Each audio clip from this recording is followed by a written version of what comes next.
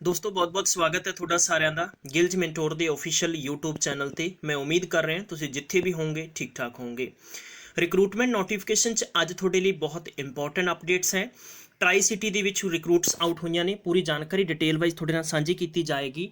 और तुसी अगर इंटरस्टड हो तो फॉर्म भरो, इंटरस्टड हो तो सैशन देखो, otherwise you quit the session and go back. ਤੁਹਾਡੇ ਚੋਂ ਬਹੁਤ ਸਾਰੇ ਸਟੂਡੈਂਟਸ ਦੀ ਅਲੱਗ-ਅਲੱਗ ਡਿਮਾਂਡ ਹੁੰਦੀ ਹੈ। ਉਹਨਾਂ ਦੀ ਇੱਛਾ ਇਹ ਹੁੰਦੀ ਹੈ ਕਿ ਸਾਡੇ ਪਿੰਡ ਦੇ ਵਿੱਚ ਸਰਕਾਰੀ ਭਰਤੀ ਦੀ ਖਬਰ ਕਿਉਂ ਨਹੀਂ ਦਿੱਤੀ, ਸਾਡੇ ਸ਼ਹਿਰ ਦੇ ਵਿੱਚ, ਸਾਡੇ ਪੜੋਸ ਦੇ ਵਿੱਚ ਸਰਕਾਰੀ ਭਰਤੀ ਦੀ ਖਬਰ ਕਿਉਂ ਨਹੀਂ ਦਿੱਤੀ।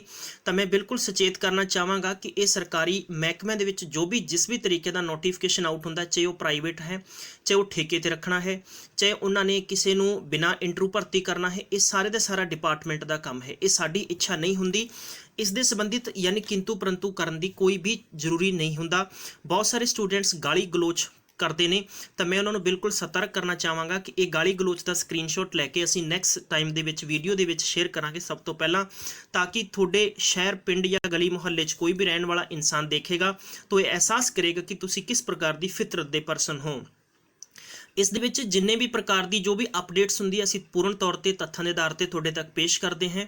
ਤਾਂ ਉਸ ਨੂੰ ਦੇਖਣਾ ਨਹੀਂ ਚੰਗਾ ਲੱਗਦਾ ਨਾ ਦੇਖੋ, ਨਹੀਂ ਚੰਗਾ ਲੱਗਦਾ ਨਾ ਸ਼ੇਅਰ ਕਰੋ, ਪਰੰਤੂ ਉਸ ਤੇ ਆਪਣਾ ਜ਼ਰੂਰੀ ਨਹੀਂ ਹੈ ਕਿ ਆਪਣੀ ਭੜਾਸ ਕੱਢਣੀ। ਠੀਕ ਹੈ, ਸਰਕਾਰ ਨੇ ਭਰਤੀ ਨਹੀਂ ਕੱਢੀ ਤਾਂ ਸਰਕਾਰ ਦਾ ਮਤਲਬ ਹੈ ਸਾਡਾ ਇੱਕ ਨੈਤਿਕ ਜ਼ਿੰਮੇਵਾਰੀ ਤੁਹਾਡੇ ਤੱਕ ਅਸੀਂ ਪ੍ਰੋਪਰ ਤਰੀਕੇ ਨਾਲ ਰਿਕਰੂਟਮੈਂਟਸ ਦੀ ਅਪਡੇਟ ਦਈਏ।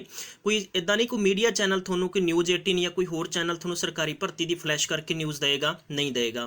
ਤਾਂ ਇਸ ਸੰਬੰਧਿਤ ਮੈਂ ਤੁਹਾਡੇ ਤੱਕ ਜਾਣਕਾਰੀ ਲੈ ਕੇ ਆਇਆ। ਜਾਣਕਾਰੀ ਚੰਗੇ ਲੱਗੇ ਲਾइक और सब्सक्राइब करो, अदरवाइज डिसलाइक कर सकते हो। सब तो पहली जो खबर है, एडवर्टाइजमेंट की गई appointment of urban planner under the smart city of directorate of urban local bodies Haryana Panchkula. Tricity की पोस्ट है जिथे कि इन्होंने पूरी जानकारी दसी, सैक्टर नंबर 4 ਦੇ ਵਿਖੇ है। मैं दसना चाहांगा कि उम्र है मोर दैन, इत्थे लिखे नॉट मोर दैन 35 साल, 35 साल तो ज़्यादा नहीं होनी चाहिए। एजुकेशनल क्वालिफिकेशन की गल करते हैं तो डिग्री है। थोड़ा जिहा हो सकता है कि जूम आउट करने के प्रॉपर नहीं दिख रहा हो, पर मैं तुहानूं बोल के दसांगा अच्छे तरीके ना। Degree in bachelor of RT बल्कि यह आर्कीटैक्चर है या बीटेक प्लैनिंग है, ये with A post graduate degree in a urban या रीजनल प्लैनिंग इट्स इक्विवेलेंट अगर थोड़े कोले है तो तुसी फॉर्म भर सकते हो। ਐਸੈਂਸ਼ੀਅਲ ਐਕਸਪੀਰੀਅੰਸ ਦੀ ਗੱਲ ਹੈ ਤਾਂ ਇਹਨਾਂ ਨੇ ਘੱਟੋ ਘੱਟ 3 ਸਾਲ ਫੀਲਡ ਆਫ ਟਾਊਨ ਪਲੈਨਿੰਗ ਦੇ ਸੰਬੰਧ 'ਚ ਮੰਗਿਆ ਹੈ ਤੁਹਾਡੇ ਤੋਂ। ਤੇ preference will be given to the candidate ਅਗਰ ਤੁਹਾਡੇ ਕੋਲੇ ਇਸ government department smart city mission ਜਾਂ ਤੁਸੀਂ AMRUT ਜੋ ਗਵਰਨਮੈਂਟ ਆਫ ਇੰਡੀਆ ਦੀ ਸਕੀਮ ਚੱਲਦੀ ਹੈ ਉਹਦੇ ਵਿੱਚ ਅਗਰ ਤੁਹਾਡੇ ਕੋਲੇ ਕੋਈ ਤਜਰਬਾ ਹੈ ਤਾਂ ਤੁਹਾਨੂੰ ਵੀ ਐਕਸਪੀਰੀਅੰਸ ਦੇ ਆਧਾਰ ਤੇ ਇੱਥੇ ਪ੍ਰੈਫਰੈਂਸ ਮਿਲੇਗੀ। एक्सपीरियंस अप टू अगर सैलरी स्ट्रक्चर की गल करिए, 5 साल का जिहदा एक्सपीरियंस है उन्होंने घट्टो घट्ट 65,000 रुपये पर मंथ सैलरी मिलेगी। जिस कोले 5 साल तो ज़्यादा एक्सपीरियंस है तो उसनों 80,000 तो ज़्यादा सैलरी दी जाएगी, ये पर मंथ होएगा। ड्यूरेशन ऑफ पोस्ट की गल करते हैं तो दोस्तों ये कंप्लीटली कॉन्ट्रैक्ट बेस ते पोस्टां ने, जिथे 1 साल का कॉन्ट्रैक्ट किया और इन्होंने ये भी कहा है कि मैक्सीमम 3 साल का कॉन्ट्रैक्ट होएगा थोड़ा, और उसनों एज पर द अंडरस्टैंडिंग के मुताबिक इनक्रीज़ करते जावांगे।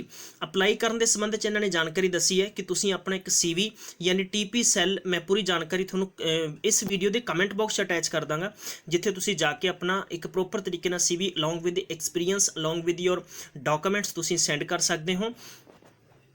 फॉर्म भरन की अखीरली मिति है वो 15 जून रखी गई है। 15 जून शाम 4 बजे तक तुसी अपने ऑनलाइन मोड के जरिए जो ये अपना फॉर्म सबमिट कर सकते हो। ठीक है, यदि मैं हुण तुहानूं विस्तार नाल होर डिटेल दसांगा। दूजियां पोस्टां ने Haryana state AIDS control society वालों आउट कीतियां गईयां। पोस्टां भी कंप्लीटली कॉन्ट्रैक्ट बेस ते ने। इहदे संबंध च भी पूरी जानकारी मैं तुहानूं डिटेल वाइज साझी करांगा। तुसीं कौन कौन फॉर्म भर सकते हो, काफ़ी पोस्टां ने इत्थे। जिवें कि सब तो पहली पोस्ट की गल करते हैं तो इत्थे काउंसलर है, काउंसलर आर्ट सेंटर के संबंध च ने, जिहदे च कि नंबर 6 पोस्टां मंगियां गईयां। 13,000 रुपये पर मंथ सैलरी होएगी। गुड़गांव च एक पोस्ट है, हिसार एक पोस्ट है, करनाल, कुरुक्षेत्रा, पंचकुला अते रेवाड़ी। ठीक है, ये इत्थे क्वालिफिकेशन के संबंध च गल करते हैं तो सोशल वर्क नूं प्रैफरेंस दी जाएगी। इस तो इलावा जिवें कि master degree in social work दे विच है, या इस तो इलावा medical and medical social work या आपां गल करते हैं साइकोलॉजी दे विच अगर तुहाडे कोल डिग्री है तो तुसीं फॉर्म भर सकते हो। फिर इस तो इलावा इन्होंने जानकारी दे रखी है कि लैब टैक्नीशियन दी टोटल 7 पोस्टां ने। ठीक है, और ये टोटल 7 पोस्टां के नाल 13,000 रुपये पर मंथ सैलरी मिलेगी। ग्रैजुएट या डिप्लोमा होल्डर मैडिकल लैबोरेटरी के अंदर होना लाजमी है। नैक्सट है स्टाफ नर्स आर्ट दे विच है, ये टोटल 6 पोस्टां ने। 13,000 रुपये पर मंथ सैलरी होएगी। ਤੇ ਇਸ ਤੋਂ ਇਲਾਵਾ ਗੱਲ ਕਰਦੇ ਹਾਂ ਕਿ ਇੱਥੇ ਇਹਨਾਂ ਨੇ ਏਐਨਐਮ ਵਿਦ ਦਾ ਮਿਨੀਮਮ 3 ਸਾਲ ਦਾ ਐਕਸਪੀਰੀਅੰਸ ਮੰਗਿਆ ਹੈ। ਫਿਰ ਇਸ ਤੋਂ ਇਲਾਵਾ ਦੇਖਦੇ ਹਾਂ ਕਿ ਟੈਕਨੀਕਲ ਆਫੀਸਰ ਦੀ ਇੱਕ ਪੋਸਟ ਹੈ ਜਿੱਥੇ ਤੁਹਾਡੇ ਕੋਲੇ ਐਮਐਸਸੀ ਇਨ ਮੈਡੀਕਲ ਦੇ ਵਿੱਚ ਹੋਣਾ ਲਾਜ਼ਮੀ ਹੈ।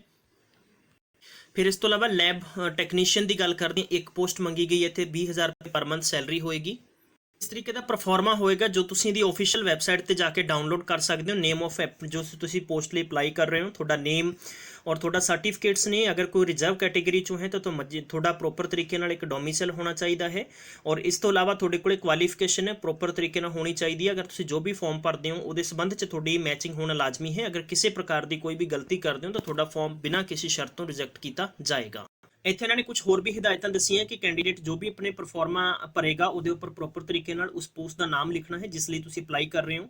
ਯਾਦ ਰੱਖਣਾ ਹੈ ਕਿ ਐਕਸਪੀਰੀਅੰਸ ਤਜਰਬਾ ਤੁਸੀਂ ਜ਼ਰੂਰ ਲਾਉਣਾ ਹੈ ਔਰ ਇਹਦੀ ਅਖੀਰਲੀ ਮਿਤੀ ਰੱਖੀ ਗਈ ਹੈ 26/6/2020 ਰੱਖੀ ਗਈ ਹੈ, ਬਲਕਿ 2020 ਸੀਗਾ। ਵਾਕ ਇਨ ਇੰਟਰਵਿਊ ਦਾ office of the Lokayukta Haryana sector number 17 Chandigarh ਦੇ ਵਿੱਚ ਪੋਸਟਾਂ ਆਊਟ ਹੋਈਆਂ ਨੇ। ਇਹਦੇ ਟੋਟਲ 3 ਪੋਸਟਾਂ ਨੇ, 2 ਰੀਡਰ ਦੀਆਂ, ਇੱਕ ਹੈਗੀ ਹੈ, ਇੱਕ ਪੋਸਟ ਹੈਗੀ ਰਿਕਾਰਡ ਸੁਪਰਵਾਈਜ਼ਰ ਦੀ ਹੈ। ਠੀਕ ਹੈ, ਇਹਦੇ ਸੰਬੰਧ 'ਚ ਵੀ ਤੁਸੀਂ ਜਾ ਕੇ ਲੋਕਾਯੁਕਤ ਆਫ ਚੰਡੀਗੜ੍ਹ ਦੀ ਵੈਬਸਾਈਟ ਤੇ ਜਾ ਕੇ ਪ੍ਰੋਪਰ ਤਰੀਕੇ ਨਾਲ ਨੋਟੀਫਿਕੇਸ਼ਨ ਰੀਡ ਆਊਟ ਕਰ ਸਕਦੇ ਹੋ, ਤੁਹਾਨੂੰ ਉੱਥੇ ਪੂਰੀ ਜਾਣਕਾਰੀ ਇਹਦੀ ਮਿਲ ਜਾਏਗੀ।